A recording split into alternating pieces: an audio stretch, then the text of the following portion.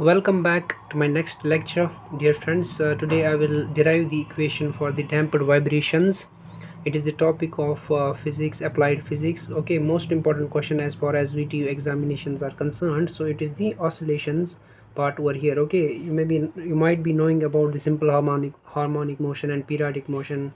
Definitions are very simpler ones. So I will tackle the derivation part here, which is the most important question, and definitely this will be asked in the examination part over there. Okay, let's understand its derivative part. So first of all, consider a body of mass m executing vibrations. Okay, you have to consider a body of mass having mass m which is executing vibrations. You are supposed to vibrate it in a resistive medium. Okay, resistive medium means wherever you will get the resistive forces, means the forces acting in the opposite direction of the motion of the body. Okay, then the vibrations are dampened due to the resistance offered by the medium. Okay, the resistive force which is offered by the medium towards the vibrations. Okay, so the vibrations are dampened then. Okay, then since the resistive forces are proportional, okay, these resistive forces which is offering by the medium, it is directly proportional to the velocity of the body. Okay, and act in direction opposite to its movement, we can write. Okay, so let's understand this in the equation form. Resistive forces are proportional to the that is velocity. Okay, velocity is denoted by dx by dt, while as acceleration is denoted by dx square by dt square. So here is the velocity part.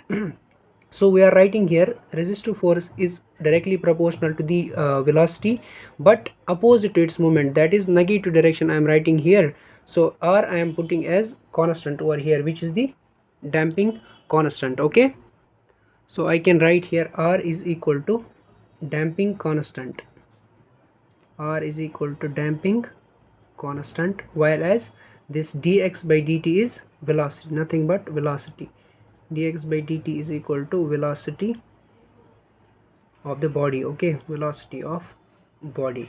Next, the vibrating body is constantly acting upon the restoring forces. Okay, whenever the body is vibrating, there will be always the restoring forces whose magnitude is always proportional to the displacement over there. I can write I will not write down the theory here so that the video will get long. I will just write down another equation, that is restoring force. Whenever a body is vibrating, so restoring force will be there, restoring force whose magnitude is proportional to the what we call displacement. I can write is directly proportional to the displacement, whereas I can write restoring force is equal to minus k times x. I am writing here the proportionality constant. Instead of proportionality, I am writing here the constant, that is minus k over here. I am just because negative is why it is negative value here for the k. Restoring force is always acting in the opposite direction of the body, that is why I am writing here minus k times x.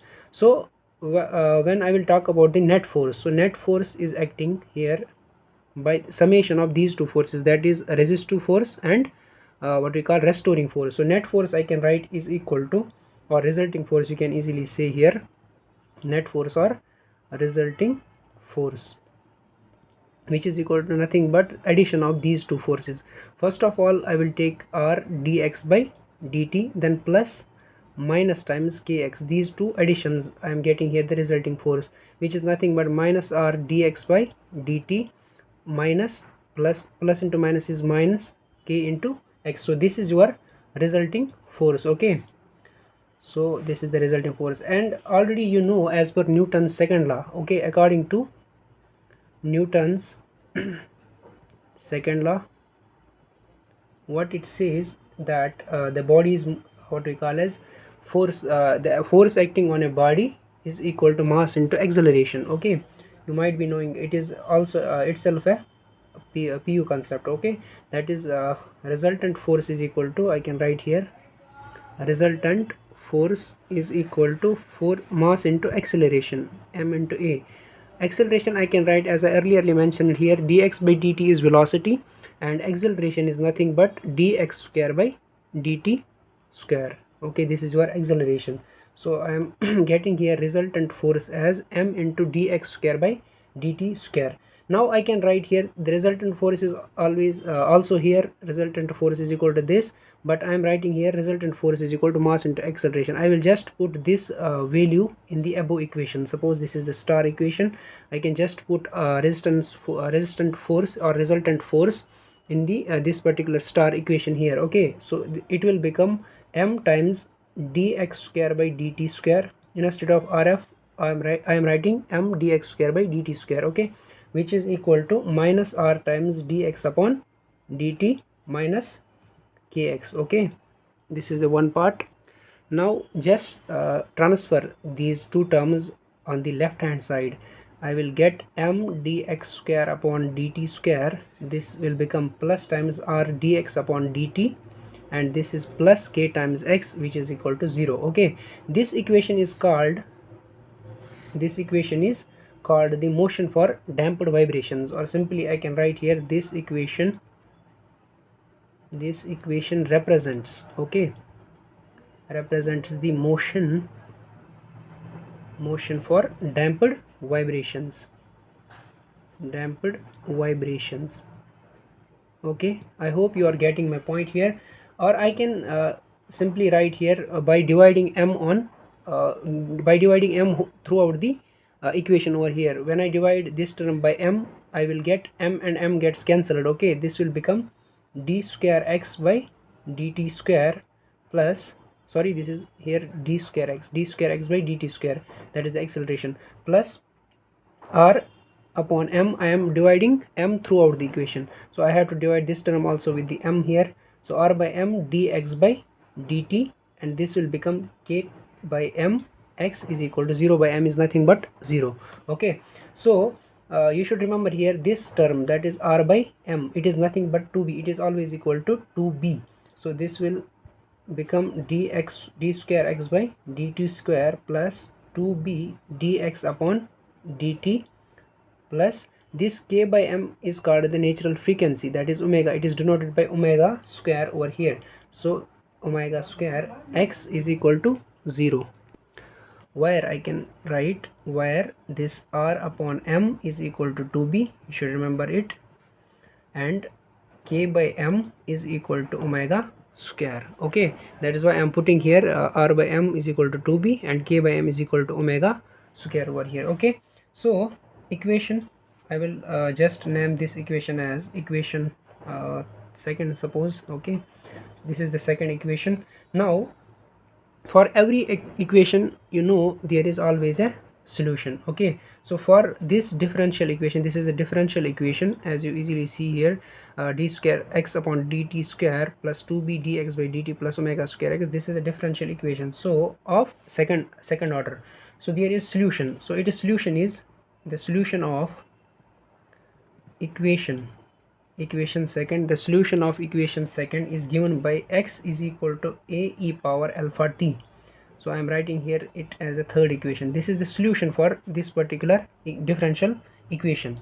You are not supposed to write in the examination from where this particular solution comes out. You simply write the solution of equation is x is equal to a e power alpha t. If you just prove it, otherwise it will be the long question, as it will be the 8 marks or 10 marks question in the VTU. So you have to write down accordingly the steps over there. Okay, where these a and alpha are the constants. A and alpha are constants. Okay, I hope you are getting. Now I will differentiate this equation third over here twice. I am differentiating. Okay, that is differentiate equation third twice. Okay, twice you have to differentiate. First of all, let's take first differentiation, that is dx upon dt. You are differentiating with respect to t. Okay, you will get a times e power x is the differentiation of e power x is always e power x. So I am treating it as x. So e power x is always e power x, that means alpha t over here, and internal differentiation of alpha is alpha, you can take out. Okay, internal differentiation. Then I am twice differentiating it, that is d square x by dt square, which is equal to, now again I have to differentiate it, that will become a into e power alpha t. Now alpha and alpha I will take here, that is alpha square will be, it is differentiation. So these are the differentiation for this equation third. when I twice differentiate it. Okay, now substitute these values in equation second. These values dx upon dt, d square x upon dt square, you will get here d square x by dt square, d square x by dt square. You have to put instead of this a e power alpha t alpha square here, and dx by dt you are getting here a e power alpha t into alpha, you are putting it here. Okay, let me substitute it now. So substitute above values in equation second. Okay, hope you are getting. So I will get here d square x by dt square, that is a e power alpha t into alpha square plus 2b dx by dt is nothing but a e alpha t into alpha. Okay, so plus omega square here, then x is already here, a e power alpha t, a e power alpha t. Okay, then let us simplify this equation over here. So I will take a e power alpha t as common. You see here a e power alpha t is already here, a e power alpha t, a e power alpha t in three terms, so I will just take it out. Inside I will remain with alpha square plus 2b over here. Okay, 2b and alpha plus omega square over here. Okay, and is equal to 0. A e power alpha t, if I just divide here, so it will become 0, but this is not the case, so you have to remember it. If a e power alpha t is not equal to 0, okay, then this term will definitely be equal to 0. So you can write alpha square plus 2b alpha plus omega square is equal to 0. So this term is equal to 0. Okay, so the solution for this particular equation, so solution of this, as already in the previous step I just told you, there is always a solution for an equation. So for this quadratic equation also there is a solution. In PU itself or in 10th class you have remembered the solution of the quadratic equations. So the solution for the above equation, the solution for above equation is standard solution is alpha is equal to minus b plus minus under root of b square minus omega square. So this is the solution for this particular quadratic equation. Now put this alpha value in this third equation over here, x is equal to a e power alpha t. So I will get x is equal to a e power alpha. Alpha means you are getting here minus b plus minus under root of b square minus omega square into t is already in the equation over here. Okay, so into t I can write here as, okay, you can also write this equation as x is equal to a1 times e raised power minus b plus minus under root of b square minus omega square into t plus a2 e raised power minus b plus minus under root of b square minus omega square into t. So this is your solution, general solution for the damped vibrations, where this a1 and a2 are the arbitrary constants. Okay, these are arbitrary constants, and the value, the nature of the vibration depends on the term, that is b square minus omega square. Wholly and solely it will depend on the nature of variation, will depend on this term, that is b square minus omega square. So there are three cases then. B square, if it is greater than omega square, it is over damping. Okay, it is over damping. And if b square is equal to omega square is equal to critical damping, this is the critical damping case. Then if b square is less than omega square, it is under damping. Okay, under damping.